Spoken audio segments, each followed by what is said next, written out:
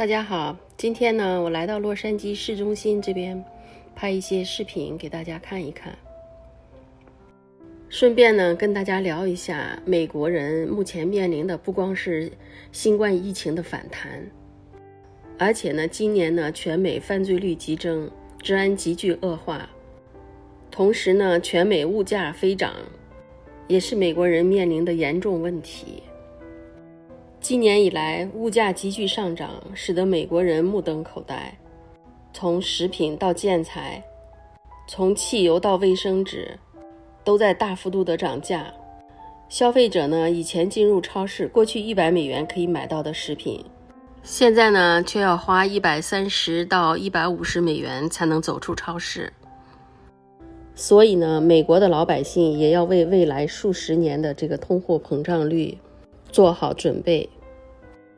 除了治安与通货膨胀，美国人还面临的问题包括今年以来已经有100多万的非法移民进入美国。美国的底层老百姓的日子真不如大家想象的那么好，那么自在。疫情导致很多人失去了工作，没有房子，失业了几个月就会被房东赶出来。所以呢，今年呢，洛杉矶的流浪汉无家可归的人真的是倍增。这些无家可归的人呢，也包括有精神疾病、残疾，还有就是对毒品上瘾的等等各种原因。而美国的一些政治人物甚至在推出毒品合法化，甚至说变性的男人可以随意进入女厕所和更衣室。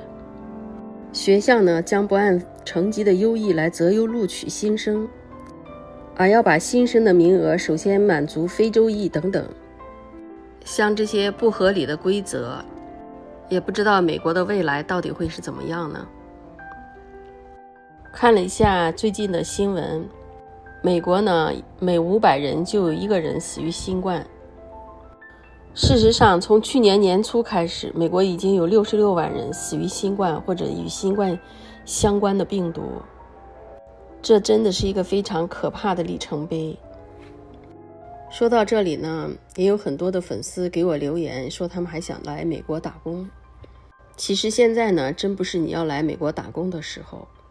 一呢，是疫情还没有结束；二呢，来美国的各种签证大部分都还没有开始。也有很多的朋友问我可不可以帮他们来美国介绍工作。首先呢，我也不是移民官，我又帮你们签不了证，除非是你自己能拿到合法的签证，那你到这儿来可以告诉你怎么去找工作，这个都是可以的。而且呢，一个人漂洋过海来到美国也是非常难的，一切呢要都从零开始。再加上呢，大多数人又不会说英语，就算是来到美国，也是只能从最底层的工作去做。不会英语呢，你也只能在华人圈子里去混。而最近呢，又有很多中餐馆被指控窝藏无证移民，涉事的华裔也被重罚。现在呢，疫情这么严重，所以呢，大家先不要有这种想法。说不好听呢，现在想也是白想。疫情这么严重，大家就是稍安勿躁，过好现在的生活就好了。有的人呢会关心美国的治安好不好。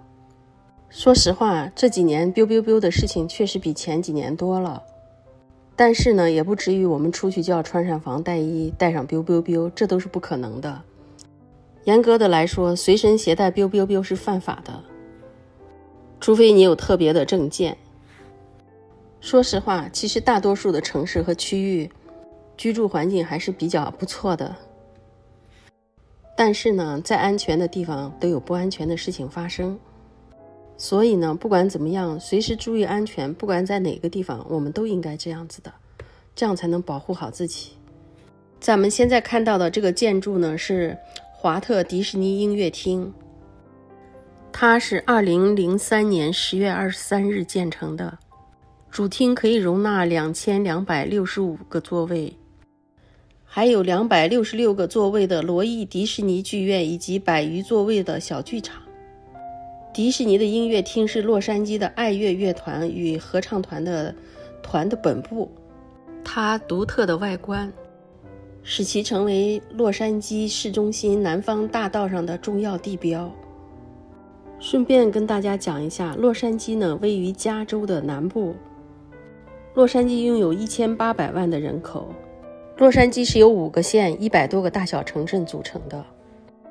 洛杉矶呢是3面环山，一面朝着大海，这个大海呢就是太平洋。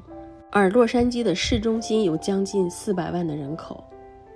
洛杉矶呢是美国人口的第2大都市，仅次于纽约市，总面积约10567平方公里。洛杉矶属于地中海型气候，气候温和，大体上嘛终年干燥少雨，只是在冬季或者春季稍微降一点雨，全年都是阳光明媚，很少说温度能降到0下。而且呢，洛杉矶日夜温差较大，白天气候比较炎热，就算是在冬季，白天的气温常常也会有20度，夏天的白天呢，温度常常超过35度。所以呢，也因为这个原因，经常会热浪袭击而造成山林失火。而洛杉矶市中心有中国城，有韩国城，还有日本城等等其他族裔聚居的地方。洛杉矶也由于华人移民的不断增加，华人文化也不断的丰富，所以呢，在洛杉矶有中文报纸，也有中文电视，同时呢，也有好几个中文广播电台。大量的移民使洛杉矶成为一个多民族、多文化色彩的国际性城市，少数民族占全市人口的1半左右，而且呢，有很多的移民社区，也就是各色人种集居住的地方，形成了自己的城。洛杉矶呢，也是美国华人主要的集居地之一，大概有40万左右的华人。有关洛杉矶呢，我今天大概就介绍到这里。一个几分钟的短视频是没有办法让大家看到洛杉矶的全景的，我会慢慢的分不同的视频给大家介绍洛杉矶的。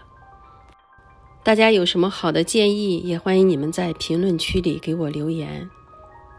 喜欢我视频的朋友们，别忘了帮我点个赞。咱们现在看到的这个是洛杉矶最大的、最古老的一个公共市场，这里有40多个摊位，汇集了洛杉矶独有的传统的各种小吃。这里汇集的各种食物、各种小吃，塑造了洛杉矶历史移民社区的缩影。